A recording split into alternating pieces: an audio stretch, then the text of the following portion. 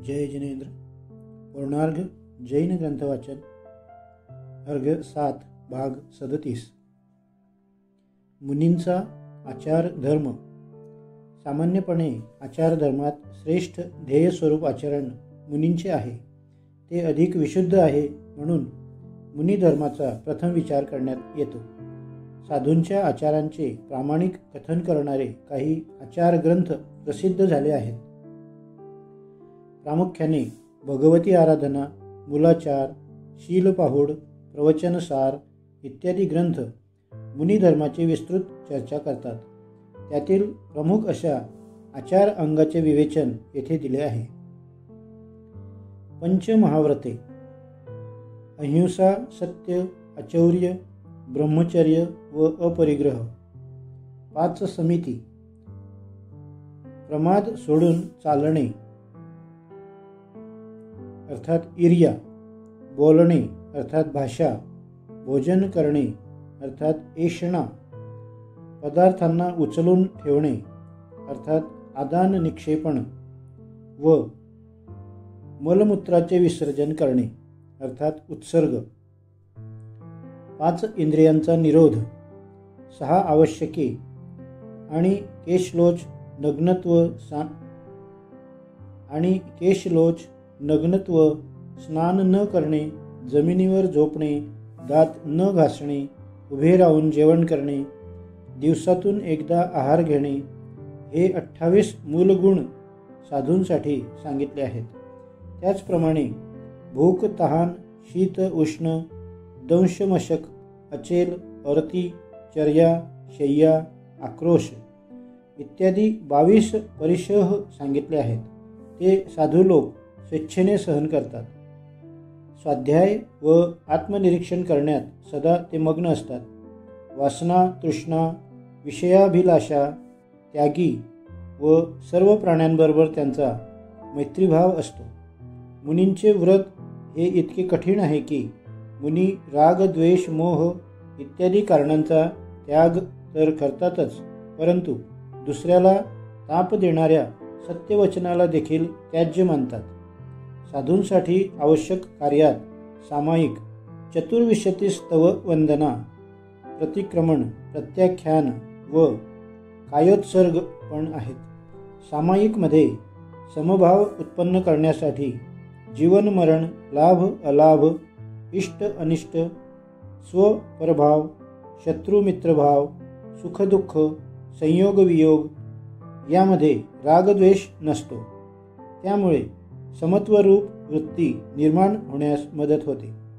सामायिकाच्या पाठीमागील उद्देश वितराग धर्माची प्राप्ती व्हावी असा आहे व त्यासाठी राग व द्वेषाचा त्याग करावा लागतो।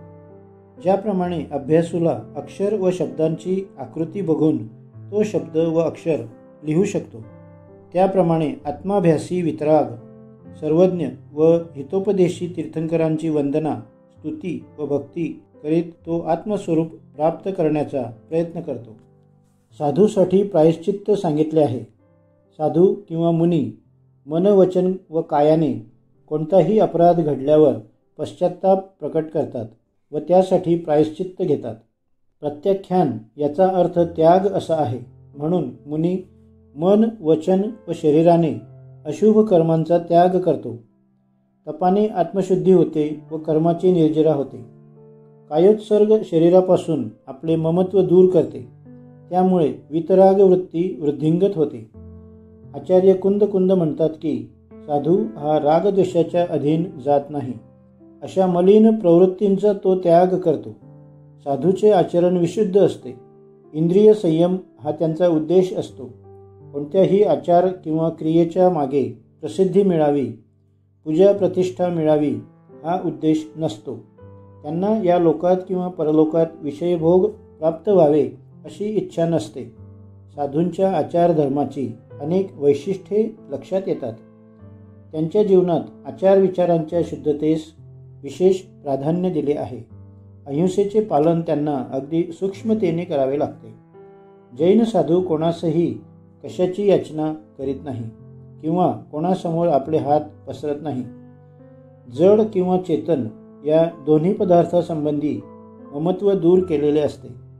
उत्तम क्षमा, मार्दव, आर्जवादी 10 धर्माचे तो पालन करतो.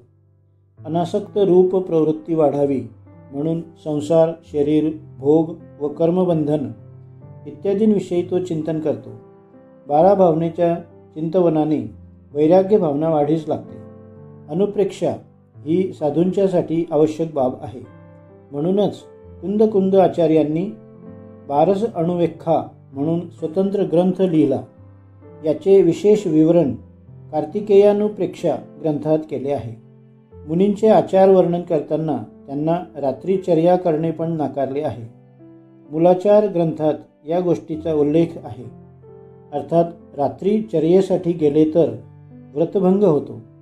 दशवैकालिक व उत्तराध्ययन सूत्रात पण त्यागाचा निर्देश केलेला आहे. मुलाराधना व मुलाचारामधूनही पिंडशुद्धी, आहारशुद्धी, विहार करण्याविषयी नियम, अनगार भावना इत्यादींचा प्रचार झाला आहे. श्रावकाचार.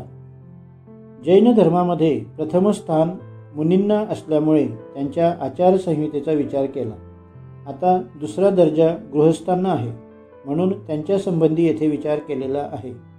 श्रावकांच्या आचाराविषयी जैन साहित्य विपुल प्रमाणात आहे. काळ जसा परिवर्तित होत गेला तसा त्याच्या आचारविचारात फरक होत गेला. याचे मूळ आम्हाला आचार्य कुंदांच्या चारित्र्यपाहूड ग्रंथात दिसते. त्यात चारित्र्याचे 2 भेद सांगितले आहेत, सागार व अनगार.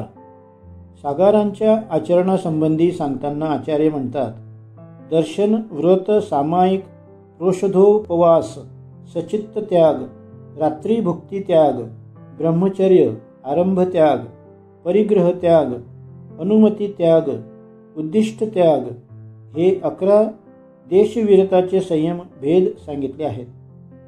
दर्शन प्रतिमेस श्रावक संसार, शरीर व भोगापासून विरक्त होऊन आस्था ही दृढ होते. आत्मा, परलोक याविषयी विश्वास वाढतो. व्रत प्रतिमेमध्ये साम्यभाव निर्माण व्हावा म्हणून 5 अणुव्रते, 3 गुणव्रते व 4 शिक्षाव्रताचे पालन सांगितले आहे.